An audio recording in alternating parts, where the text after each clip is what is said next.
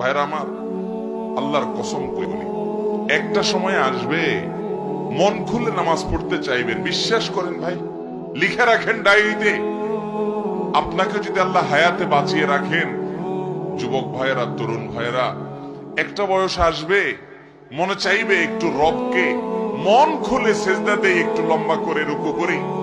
পারবেন না, অসুস্থ হয়ে যাবেন, রোগ বালায় ধরে ফেলবে। বাবারে, সে সময় আসবে না।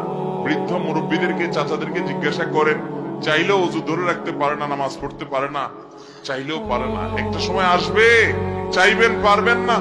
নামাজটাকে সুন্দর করেন, সময় মতো পড়েন, অনেক রাকাত নামাজ পড়বেন, নফল নামাজ পড়বেন। এটার চেয়ে উত্তম হলো ফরজটা পড়লেন, মূল সুন্নত গুলাই পড়লেন, কিন্তু ধীরস্থিরতার সাথে পড়লেন। 10 রাকাত তাড়াহুড়ো করে পড়ার চাইতে 2 রাকাত আস্তে আস্তে পড়া অনেক বেশি